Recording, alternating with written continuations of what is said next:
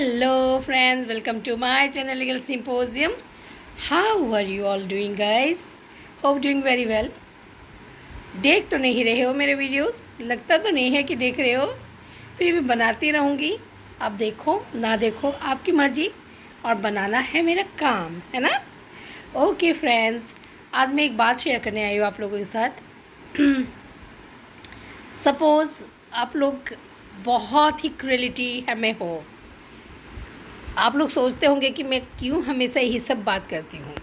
ऐसा नहीं है कि मैं दूसरा केस नहीं करती, मैं क्रिमिनल केस करती हूँ, दूसरा केसेस भी मेरे पास है, protection of children from sexual offence का केसेस भी है मेरे पास।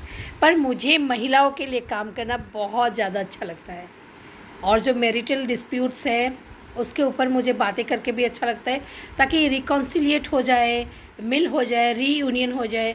क्योंकि हमारे देश में ऐसा पहले कभी नहीं था। डिवोर्स की मात्रा यहाँ तक मैंने देखा कि 2015, 14, 15, 16 ये सब तक बहुत कम था, और अभी मैंने देखा मोर देन 100 केसेस होता है एक साल में। डिवोर्स केसेस ऐसा हो गया कि 150-200 तक शायद केस पहुँच जाएंगे कभी कभी। पता नहीं क्यों इतना कॉमन हो गया है, कोई किसी का बात नहीं मानता, कोई किसी का बात नहीं सुनता, और बच्चे भोगते हैं। जो सफ़रर्स होते हैं, मेन सफ़र करते हैं वो है बच्चे। माँ बाप के अलग हो जाने से बच्चा कभी खुश नहीं होता, क्योंकि बच्चों को हमेशा दोनों का हाथ चाहिए सर के ऊपर, माँ और बाप। और ये चीज़ मैं नोटिस कर रही हूँ कि डिवोर्स इतना ज़्यादा हो रहा है, कोई किसी के बात नहीं सुनता, और हर कोई ऊपर रहना चाहता है। ऐसा नहीं है फ्रेंड्स, आप लोगों को हमेशा एक दूसरे की बात को सुनना चाहिए।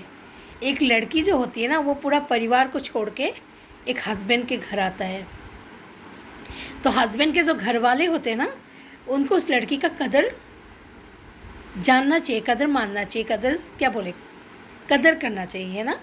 कि उसको अपने परिवार मिलना चाहिए, ससुराल में उनको अपना परिवार दिखना चाहिए, सास में माँ को, ससुर में पिता को, है ना, और देवर में भाई को, ननद में बहन को। और वो अलग एक परिवार से बड़ा होके आती है, उसके लिए थोड़ा एडजस्टमेंट करना दिक्कत हो सकता है। पर आप तो पूरा परिवार के साथ हो, ससुराल वाले, तो आप क्यों बहू को इजी नहीं फील कराते हो उसमें एटमॉस्फेयर में खुद को एडजस्ट कराने के लिए? आप क्यों उसे कोई अलग नज़र से देखते रहते हो हमेशा? हाँ, वो तो कोई जादूगरनी नहीं है ना, छड़ी घुमा के एडजस्ट हो जाएगी। आपको समझना चाहिए। और अभी आपका बेटा, अगर कोई सास है, बहू के साथ उसका नहीं पट रहा है, और अगर बहू के साथ डिवोर्स हो जाता है बेटा का, तो क्या आपको बहुत खुशी होगी? आपका बेटा का डिवोर्स हो जाएगा तो सबको समझना चाहिए। और ये डिवोर्स जो है ना, इसको कम करने के लिए पति पत्नी बैठकर बात कीजिएगा, क्यों एडजस्ट नहीं हो रहा है ये बात समझिएगा। एक बार किसी ने भगवान राम से पूछा था कि प्रभु, पति पत्नी का रिश्ता कैसे टिकता है? इसमें जो प्यार है वो प्यार सबसे बड़ा होता है, प्यार अगर ख़त्म हो जाता है तो कैसे टिकेगा? तो भगवान राम ने, ये बात मैंने सुना था किसी को कहते हुए, भगवान राम ने कहा कि प्यार से भी बड़ा होता है दायित्व, रिस्पॉन्सिबिलिटी। आपके बीच प्यार कभी ख़त्म हो जाता है पति पत्नी के बीच, तब अगर आप अपना रिस्पॉन्सिबिलिटी समझ के एक विवाहित जीवन को आप चलाते रहते हो कि ये मेरा रिस्पॉन्सिबिलिटी है, मेरा मेरा दायित्व है मेरे इस परिवार के प्रति, मैं अपने पत्नी के प्रति दायित्व पालन कर रहा हूँ, फिर पत्नी सोचेगी मेरा पति के प्रति दायित्व पालन कर रही हूँ, बच्चों के प्रति दायित्व पालन कर रही हूँ, तो एक दिन फिर से प्यार हो जाता है। अभी मैं खुद देखती हूँ, कभी कभी मुझे अपने पति पर बहुत गुस्सा आता है किसी बात पर, ऐसा लगता है छोड़ के भाग जाऊँ। पर मेरा जो एक रिस्पॉन्सिबिलिटी है, शादी आदमी बार बार नहीं होता, एक बार होता है ना, तो मैं ये सोच के उसके साथ रहती हूँ, जब फिर से मुझे उसके किसी बात पर उससे प्यार हो जाता है।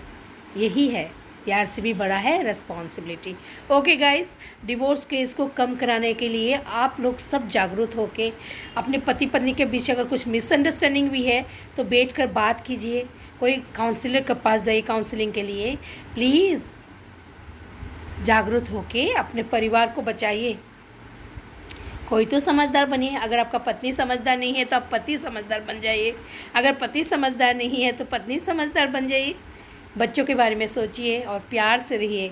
आई love you all guys, take care, see you again in another video.